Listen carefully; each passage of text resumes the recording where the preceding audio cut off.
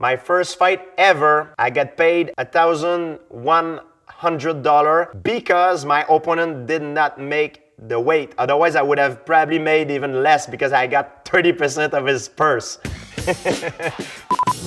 This is Georges Saint-Pierre, and this is how I spend and save my first $1 million.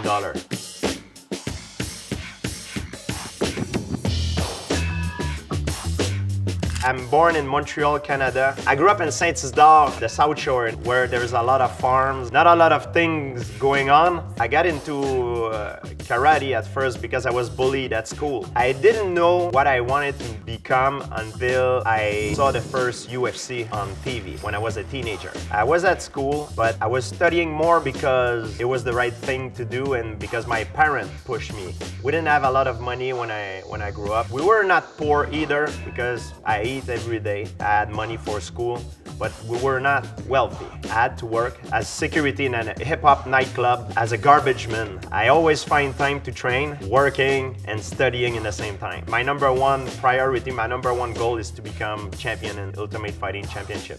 I fought a few times in local shows. I was undefeated at the time. My first big fight on the local scene, I was fighting a guy named Pete Spratt, a UFC veteran. He probably thought that he was just coming in to collect a paycheck and beat a young kid. I beat him, and that's when the door opened. The UFC recruit me. But at that time, I was not making enough money. Things were so tight to me that I couldn't afford to lose a fight. Because if I would have lost a fight, I would have been in debt. I remember my first fight in UFC, I made $3,000 to show, plus $3,000 to win. Then I had a second fight. I made $4,000 to show, plus $4,000 to win. Then I won that fight by knockout. That fight gave me a chance to go for the title right away. I had a chance to pursue my dream. I was studying and I was working as well. I had like a crazy schedule. I sat down with my parents and I told them, I said, listen, if things doesn't go well, I can always come back to school. But for the next session, I would like to just focus on training because I have a title shot and it's a big opportunity. And they agreed. That's when I started to train full time.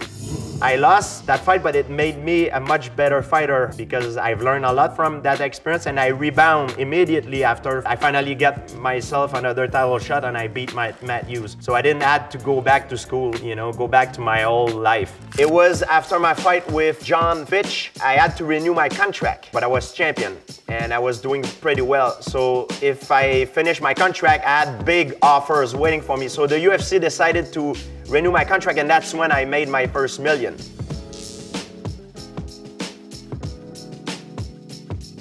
I start working with financial advisor right away. First, because I'm a Canadian citizen, the tax report is very complicated. A lot of athletes, they make the mistake, they don't pay their taxes. So I made sure my structure was solid and all good.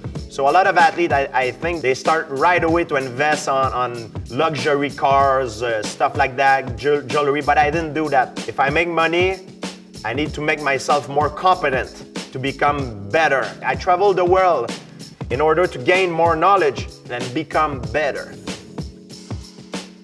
We talked about how I save my money. Now let's talk about how I spend it.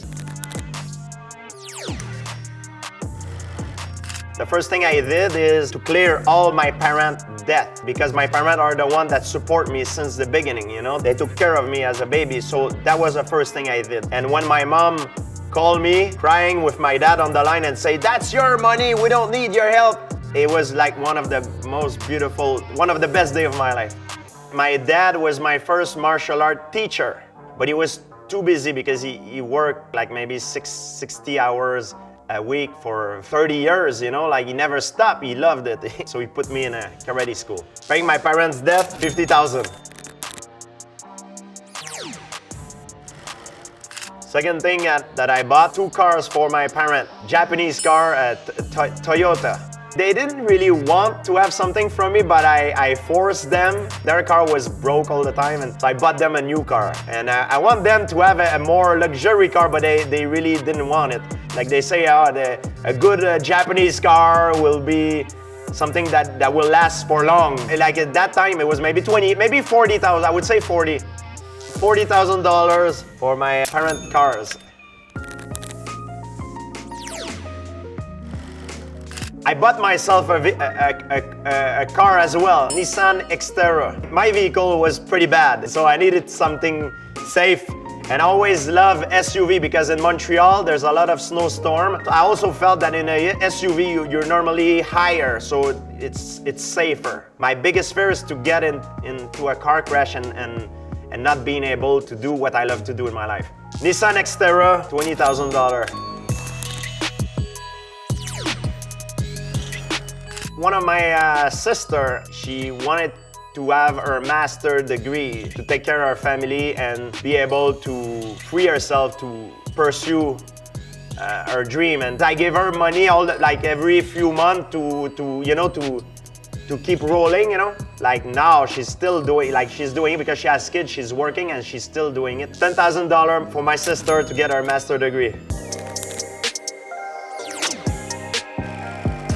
To tell you the truth, it would be very boring, the show, if I tell you the truth. Like my parent mortgage, my parent cars, my sisters, this. There is nothing else that I did on a short notice that, bang, I spread it, Another $50,000 for my family, gifts, expenses, to help them pursuing their dreams. So this $30,000 is all the friends that I helped who told me that they would pay me back, but they never did. So I help a lot of people, and I would say it's about $30,000 that I lost. It was okay. I helped them get out of bad situation, but the thing is, when you start making a lot of money, you get a lot of people coming at you. And everybody has problems. The easy way to get out of financial problems is to borrow money from someone you know, take it, and never give it back. If you lend money to someone, make sure you can afford to lose it.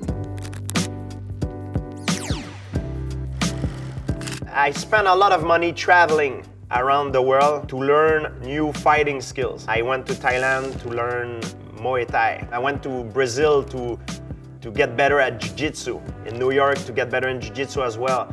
I went to Los Angeles train with Freddie Roach, a famous boxing coach, to get better boxing skills. France to work on my striking skills as well, because I knew I couldn't stay in Montreal here in order to grow and become a better fighter. I needed to learn expertise from others.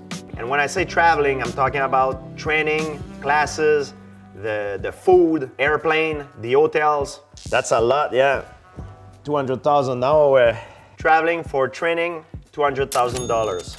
It's hard to become champion, but it's even harder to stay champion because you become the target. So that's why when I made my first $1 million, I spent a lot of money and I invested on myself, in order to get better.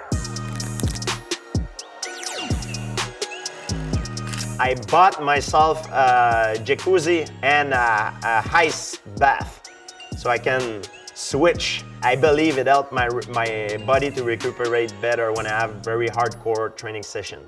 I spent about, I would say, $15,000 to $20,000 on that. And it was a good investment, I have to say.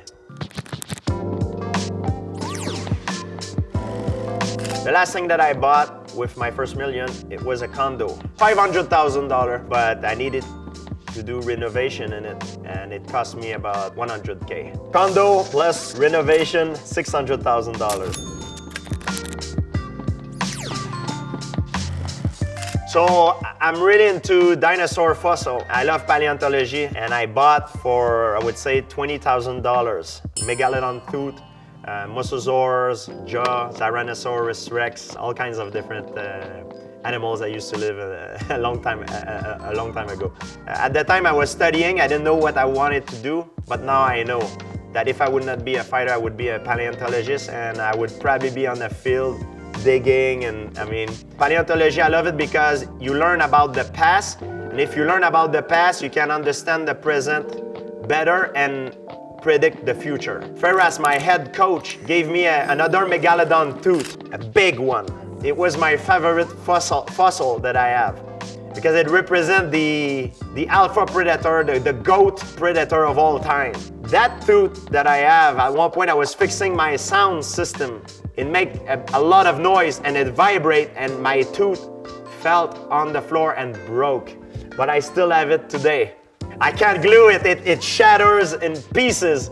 Dinosaur fossil, 20K. When you start making money in combat sport, you have to keep in mind that it's very hard to reach the top, but it's very easy to go back down. Make sure to invest on yourself, because if you don't get better, the game will catch up to you. So you need to make sure that you invest on yourself, get new knowledge, make sure you have treatment in order to recuperate better. So invest this thing on yourself.